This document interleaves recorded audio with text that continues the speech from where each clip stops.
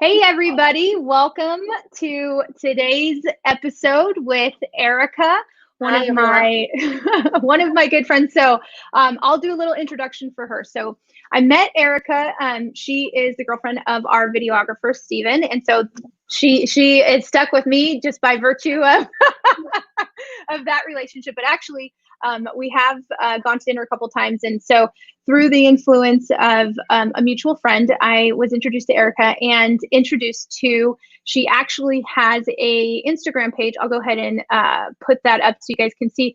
So I was introduced to her East to West Fitstagram page, and she has been inspiring me with her story. And I thought, you know what? No gimmicks, not selling anything. Erica's not selling anything, by the way, guys. No. We're not gonna ask you to buy anything. We're not going to, try to sell you something. She's here today just because I have been inspired by her journey over the past year and her influence on me since I met her in October. And so she's here to talk about her health transformation. Yes, I'm so excited to be here. Thank you for having me. Absolutely. So I have to tell you guys, she posted a while back, she posted a video of, we all experienced the same thing, right? COVID-19 hit and they closed all of our gyms. And that was hard, Terrible. right? It was terrible. Oh, I should also preface that you're not from Arizona, right?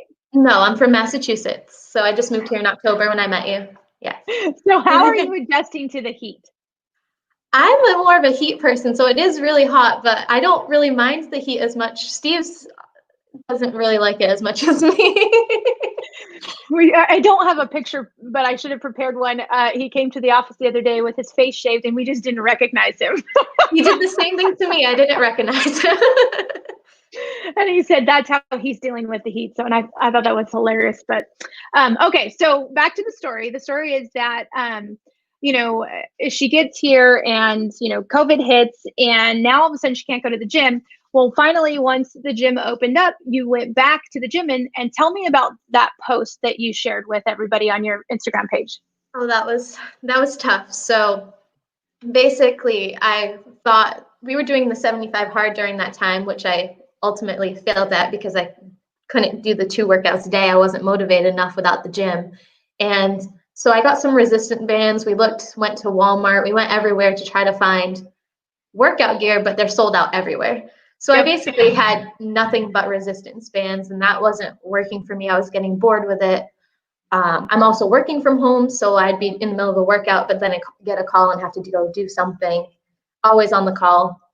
And I just was getting bored with it, and I just didn't really enjoy doing the resistant band workouts. It wasn't doing anything for me. So then I ultimately just stopped not really doing anything, even though I had an Instagram page that was supposed to be helping all these people out and doing these great workouts, but it wasn't happening. And when I got back to the gym, I really saw the effects of how I couldn't lift the same weight that I was before quarantine. So that was really aggravating and disheartening.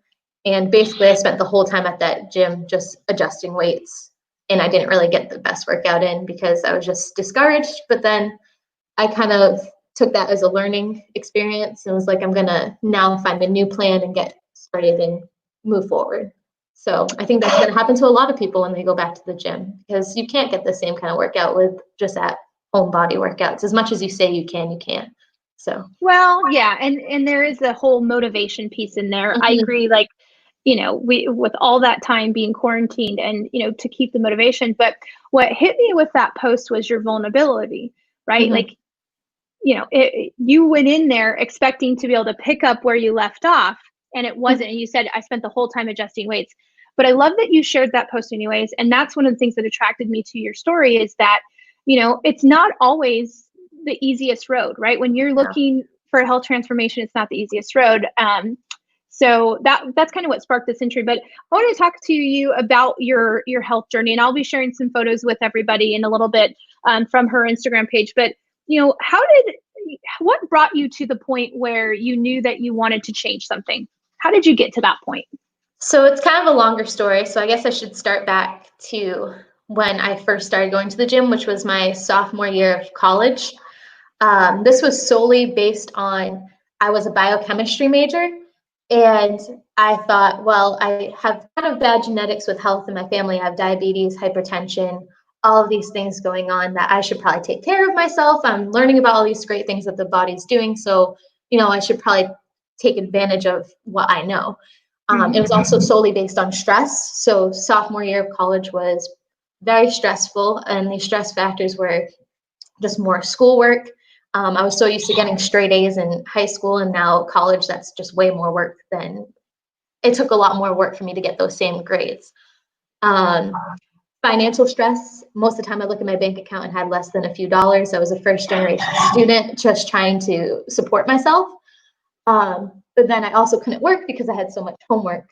Then also just personal turmoil too with myself. Like I was expected when I went to school, maybe by family and friends, that I might want to have a higher paying job when I get out, even though it wasn't something that I really wanted to do. So my professor, my mentor, told me, those are not your personality traits. Maybe you shouldn't be a pharmacist.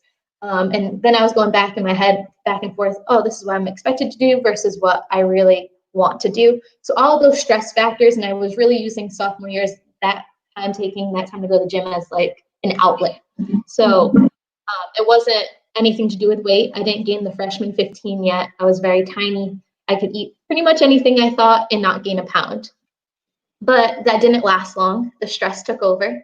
In junior year, I took in a lot of responsibilities and stopped going to the gym. So I worked at the pharmacy because I did what I thought I should do, which I wasn't happy at. I worked as a barista at a coffee shop.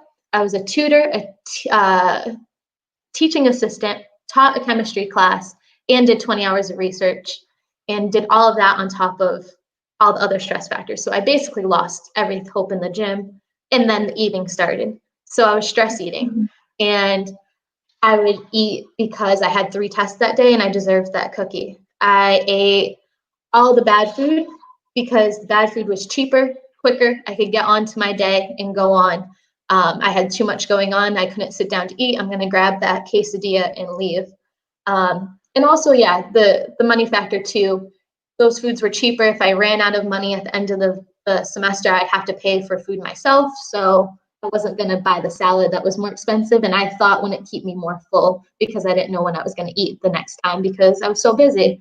So that's when senior year, I started to see those physical effects. That's when I knew I really need to be serious about a change, was senior year, because I took my senior photos and I didn't even recognize myself the first time. My face was so much like heavier. I was like, don't even want to put that in the yearbook. Trying on clothes that didn't fit me anymore. All kinds of things that happened that senior year. And it was enough for me to make that change. And that's where my best friend Lindsay was going to the gym every day at 5:30 in the morning before class. And I was like, well, if I can cut out some sleep, that might be better than cutting out my busy day. So we went to the gym every single day senior year, 5:30 in the morning before our 8 a.m. class. And that's where it really started. And then after graduating, that's where it's now really taken off, because I work full time. So now I don't have that financial stress of school. So now I make a budget based on what I'm going to be eating for the week and only eating that and not going out. I also, have more time. Actually, I feel like I have more time during the day, weirdly enough, even though I'm working full time. And then I also took charge of my life and what I really want to do, not what other people want me to do. So I'm more mentally happy. So So I did what I wanted to do, and now I can progress in other ways in my life. So what I hear you saying, Erica, is that it was a bunch of little choices, right, in college that led up to this point where you were unhappy with what you look like, you were unhappy with what you felt like, right? You didn't have the energy, you didn't have, the joy, and it was just little changes. Like you said, I stopped going to the gym. I subbed something cheaper for the salad because money, it's a lot of little things that brought you to that point. So let's talk about the journey then. So you and your friend, you guys decide you're going to start going to the gym, 5:30 in the morning. I want to know, how many modifications over the past year did you have to make? Like, how many, things did you try that didn't work for you, but you just kept going? Oh, there was a lot. So basically, I didn't know what I was doing when I first got to the gym. I watched a lot of YouTube videos. Those are really helpful, but they were not effective because I wasn't doing the same plan, so I didn't see progress. So I wasn't following anything. I was kind of just following whatever they were doing, trying new workouts, and kind of mindlessly working through the gym. Then I moved on to doing a plan where I had certain muscle groups on certain days. I still liked that, but I didn't follow a plan. Again, I was going back to those YouTube channels and looking for back workouts and just finding things that I found on the internet that day. So I wasn't, I guess, as serious as having a structured plan. Tried the 75 hard, like I mentioned, that didn't work. And now after quarantine, I've really found a plan. It's on muscleandstrength.com, which is awesome. They have really a lot of free workouts based on what you want to get out of your journey. So I'm finding one that is 4 times a week. I'll probably do something lighter activity on the 5th day, either that's hiking or walking. But basically, it's a full body workout that's a little bit lighter for beginners. So I'm still working with a beginner workout, and I'm learning those muscle groups. So trying to get my body warmed back up to the gym. So I'm not going anything too crazy right now for the next 8 weeks. Okay.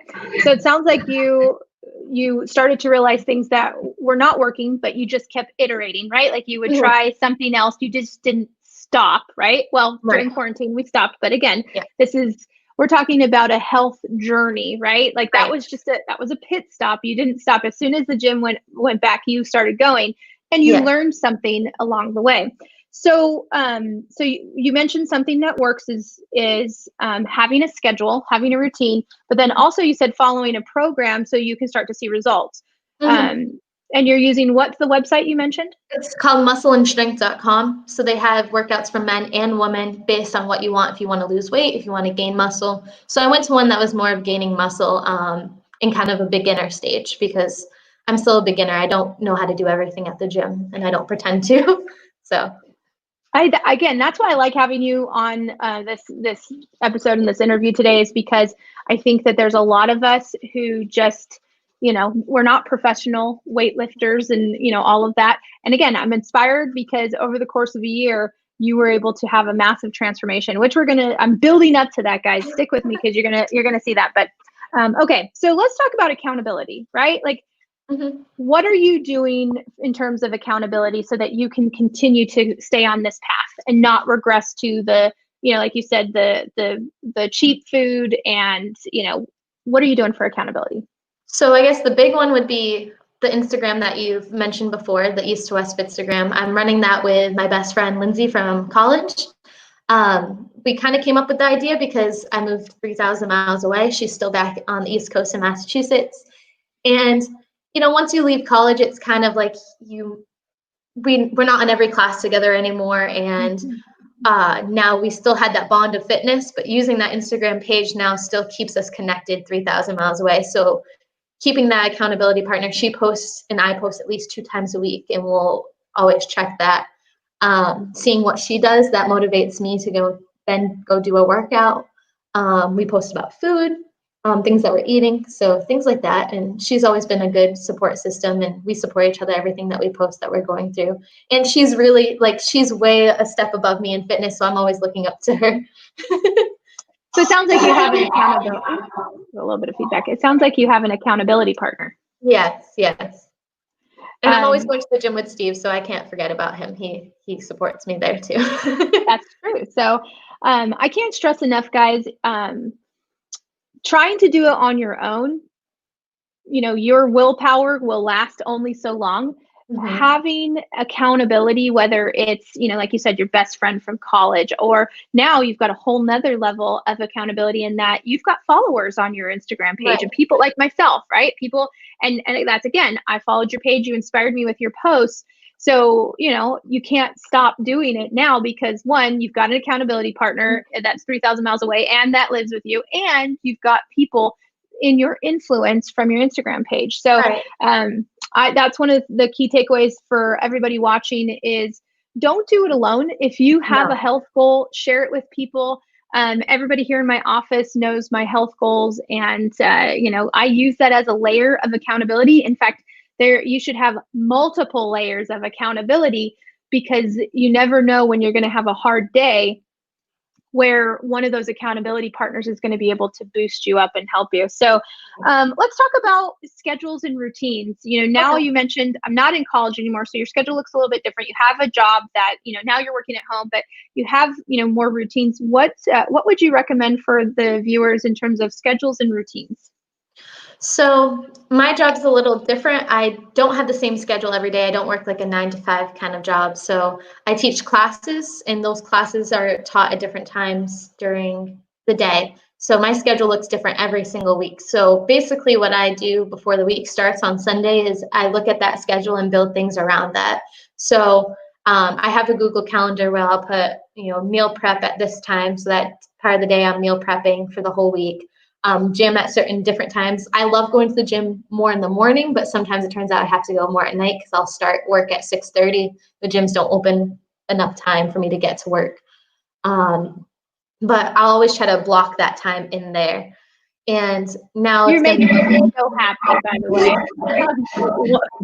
One of the things that I can't stress enough, and people who know me know this, is the importance of planning ahead. So she said a couple things, guys. I want to reiterate this for you. One, she looks ahead at when she's going to be teaching because she doesn't have a set schedule. So she has to look ahead when she's going to be teaching, and then she time blocks, when she's going to meal prep. That's super important, right?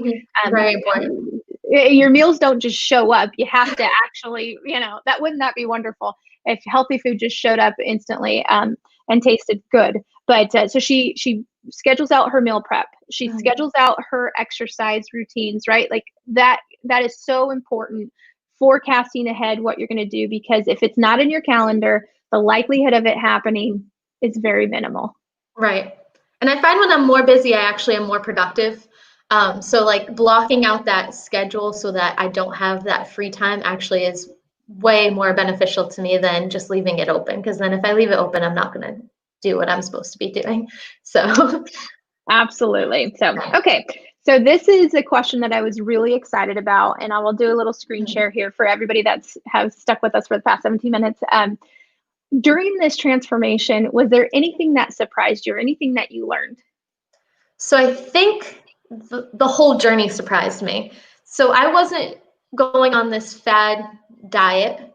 I wasn't purposely trying to do this. I was just trying to have a better lifestyle. So basically a few weeks, maybe 2 weeks ago at the pool, I felt really good about myself. I was like in the sunshine. I was finally mentally happy, physically feeling good. And I wanted a photo taken of me. I was like, I'm going to show this to my kids one day, pretty much kind of what I looked like when I was 23. And then when I got the photo, I was like, oh my goodness, I think I remember what I looked like last July. And I remember not being happy about how I looked last July when I took that photo. So that's at my best friend Lindsay's house. Yeah. And we were hanging out for the 4th of July. And I remember taking those photos and just being mortified about how I looked. And I didn't realize how I've gained so much weight. So basically, the real numbers are when I started college, I was about 110. When I graduated on graduation day, I was 150. So that was about 150 pounds. And now I'm at 120-ish. So that's about 30 pounds difference. So that surprised me as a whole because I wasn't purposely trying to lose 30 pounds. I was just trying to have a better lifestyle and be healthier.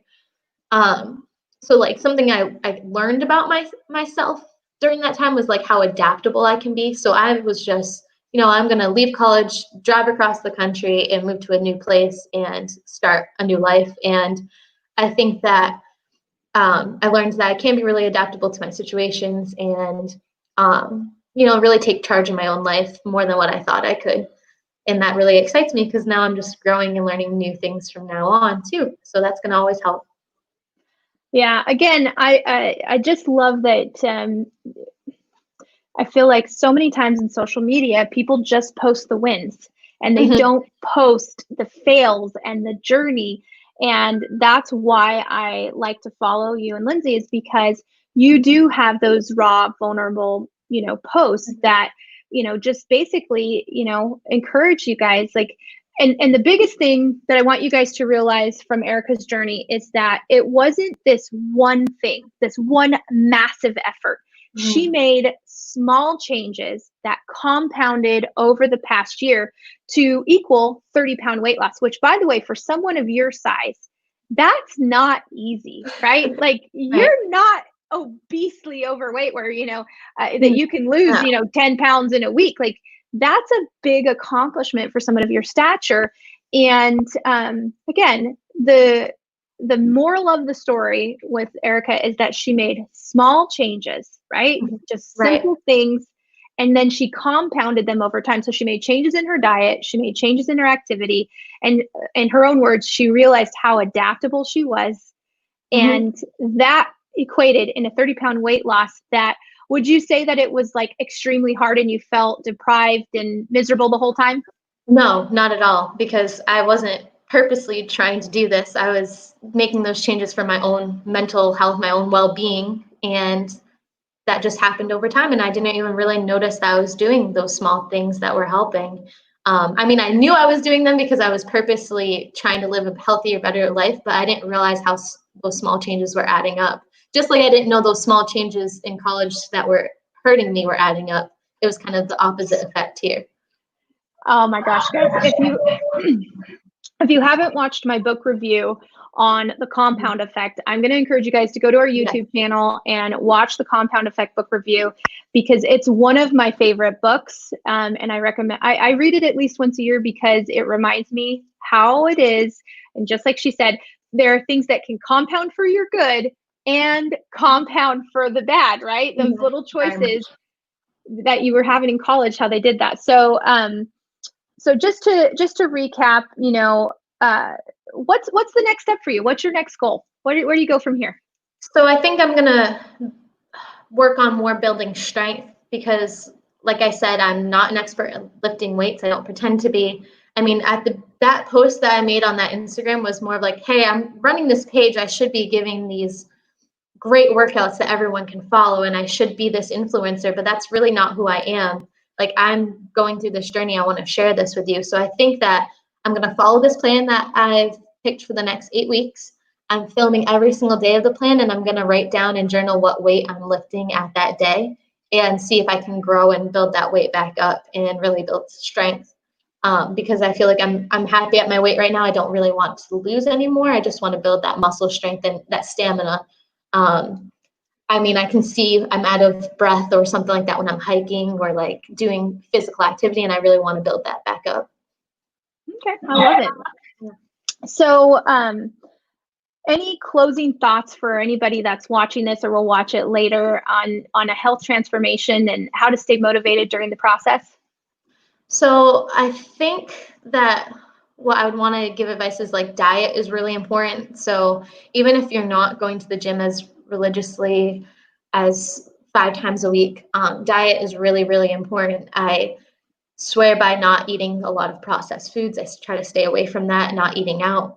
When I go grocery shopping, we swear by staying at the perimeters of the grocery store and not going in the aisles where the processed snacks and foods are. So lots of fruits and veggies, lean meats and stuff like that. So in meal prepping, because if you have your meal prepped, you probably shouldn't eat your lunch out for work. So I think diet is just as important or more important than the actual workout, because I'm still working on getting that really good workout plan, but my diet has helped me. And then another advice I would say that you can't be physically fit without being mentally fit. So having this lifestyle change of doing what I want to do and finding my passions. I feel like I didn't have any passions coming out of college, nothing that I was excited about or wanting to do. And I found that throughout this time. So now having all of those motivating factors in my life has now given me structure, and that structure has now led to me going to the gym as I need to every day. So having a lifestyle change is really important, and coming from within instead of, always saying I'm going to lose weight just because I want to. You need to have a mindset change. I love that you said that. I love that you said that you can't be, physically fit without being mentally fit. And I posted a quote from Ed Milet a couple weeks ago on my Instagram story, and I can't remember exactly, but it was somewhere along the lines of, your willpower will eventually succumb to what you believe about yourself, right? Right. And so being mentally fit is, what you believe you can, or, what Henry Ford said, whether you think you can or you can't, you're absolutely right. And so I agree with Erica. You absolutely have to be mentally fit. Don't take that for granted. And, just to recap a couple things: prepare in advance your schedule, get it on your schedule. Even your meal prep, prepare your food in advance so you're more likely to stick to your diet. And I will also say and reiterate, you cannot out exercise a bad diet. You really can't. No, you can't. I mean, I tried it in college, it didn't work. Yeah, you cannot out exercise a bad diet, guys. So make sure that your food is absolutely part of the plan. It's just as important as the physical exercise. So, well, thank you so much again for coming on today. I'm going to post your banner again. So make sure that you go and follow Erica and Lindsay on their East to West Fitstagram. Again, I brought her on the interview today because she's real and she's vulnerable, and she's going to share it as it is. And they're doing a great job just building this community of authenticity in terms of health and transformation. So again, thank you for coming on today. I appreciate it. Thank you for having me.